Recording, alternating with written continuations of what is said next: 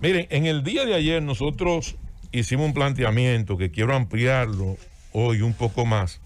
A propósito del tema de los fondos de pensión y la situación de crisis que vive la República Dominicana, como resultado obviamente de la pandemia. La República Dominicana del año 2019 no es la República Dominicana del año 2020, ni la República Dominicana del 2021.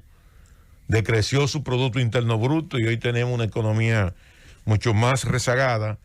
Entonces tenemos que ser inteligentes en este proceso para garantizar una unificación de criterios y de esfuerzo, tomando en cuenta que nuestro objetivo fundamental es el país primero.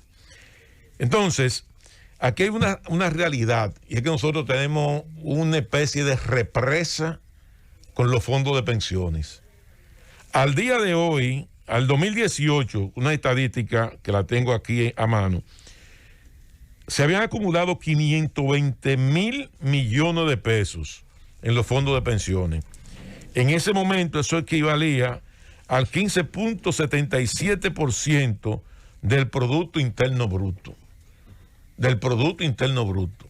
Estamos hablando que eso representa el 15.70, casi el 16%. Al día de hoy, ese acumulado sobrepasa los 625,000 millones de pesos. ¿A dónde van esos fondos?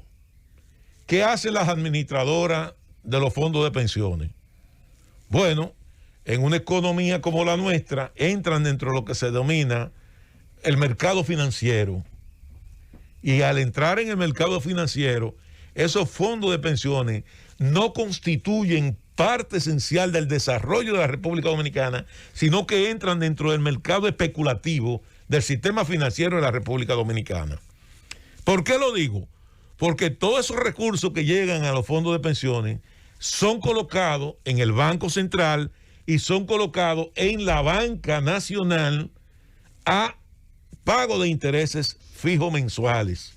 Entonces, cuando usted observa lo que es el estado de cuenta que le manda su administradora de fondos de pensiones, le dice cuál es el porcentaje de fondos que tienen ubicado en cada una de las entidades del sistema financiero en la República Dominicana.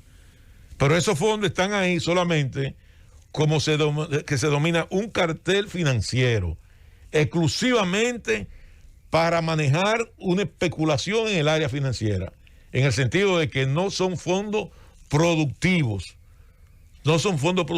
entran dentro de lo que es esa especulación del capitalismo, de carteles, como se denomina actualmente en el mundo financiero. Ahora, ¿de qué se trata esto? Hay un debate, obviamente, y ese debate involucra que hay un 30% de esos fondos que tienen que ser colocados y devueltos a sus ahorrantes como un mecanismo de apalear un poco lo que es el efecto de la crisis. Y yo digo lo siguiente, viéndolo así desde ese punto de vista, creo que es sumamente correcto, porque ya eso ha ocurrido en otros lugares. Nosotros tenemos ahora mismo reserva, de acuerdo a lo que dijo el presidente de la República y el propio gobernador del Banco Central, que superan en estos momentos los 10,000 millones de dólares en el Banco de Reservas. ¿Por qué tenemos esa reserva? Bueno, porque como tenemos una economía muy ralentizada, la demanda de bienes de consumo, sobre todo importados, han disminuido porque la demanda de consumo ha disminuido. Y como ha disminuido, entonces usted tiene menos presión para comprar los productos que se venden en el mercado, porque hay una reducción de la demanda. Entonces, ¿de qué se trata este planteamiento? Creo que es correcto el planteamiento, aunque él no lo ha sabido enfocar desde el punto de vista social y económico, lo que ha planteado el diputado Botello, y que ojalá los partidos políticos que están en el Congreso lo entiendan de esta manera. Si nosotros liberamos el 20, el 25%, el 30% de esos fondos de manera racional, el Banco Central tiene reservas suficientes para poder contrarrestar el impacto de esos fondos en la calle con la cantidad de reservas que tienen en estos momentos, porque eso implicaría una reserva aproximadamente de unos 3,000 millones de dólares, que el Banco Central tiene en sus manos 11,000 millones de dólares y que ese dinero puede incluso ir saliendo a la calle porque esa represa va a ser insoportable. Es un elemento importante. ¿Qué va a ocurrir si nosotros colocamos en la calle ese dinero? Bueno, va a provocar un incremento de la demanda y al incrementarse a provocar un incremento de la demanda de bienes y consumo, eso entonces va a provocar una mayor dinámica en la economía y obviamente que a mayor demanda de bienes e insumos y consumo, obviamente que la economía se calienta con esos fondos, que es un elemento sumamente importante. ¿Qué otro elemento yo pienso que es sumamente importante que se puede discutir en el marco de todo este debate? Es la forma en cómo se pueden ir redistribuyendo esos fondos para que esos fondos no afecten el balance de la economía y provoque entonces altos niveles de inflación. Porque usted va a tener una cantidad de dinero en la calle que probablemente no iba a tener o no puede tener un respaldo monetario. ¿Qué ha hecho el Banco Central en época de crisis? Bueno, el encaje legal. Cada vez que el Banco Central le dice a usted, bueno, nosotros tenemos una disponibilidad de 25,000 millones de pesos para el encaje legal, le está diciendo a los bancos comerciales, tengan 20,000 millones de pesos de lo que yo tengo aquí, para que lo presten para incrementar el consumo. Despierte que estamos en el aire.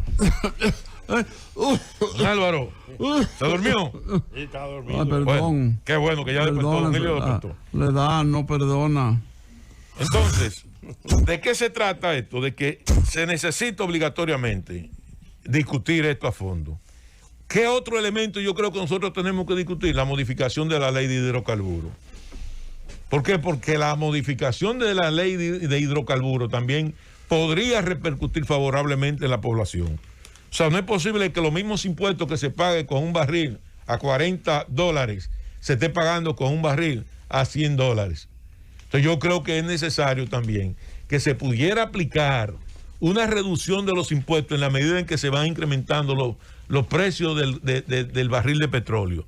Por ejemplo, si usted, un barril de petróleo que está en los $60, que la ley establezca un mecanismo de que pueda reducirse el 30% de los pagos de los impuestos a partir del incremento de los $60 y que de los 60 a los 70 se reduzca a un 60, así sucesivamente, para que cuando un barril de petróleo esté costando $90 o más, el barril de petróleo, la población no tenga que pagar a partir de ahí los impuestos tan onerosos que se pagan a partir de ese momento. Usted podrá pagar un monto, pero no pagar esa cantidad tan onerosa, que implica entonces que un barril de petróleo, un galón de petróleo, que cuesta en el mercado, por ejemplo, $2, $1, usted tiene que estar pagando ese barril, ese galón de petróleo en la República Dominicana, ese galón, por más de $6 o $7, que es más o menos el balance que se hace.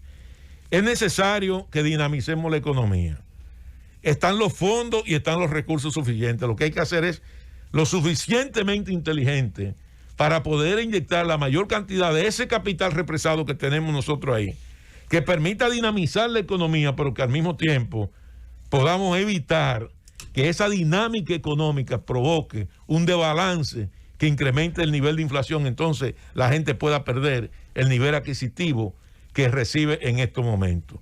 Yo repito, tenemos empresas quebradas, tenemos comercios cerrados, tenemos gente sin empleo y el desempleo se disparó casi en este momento a más de un 18%.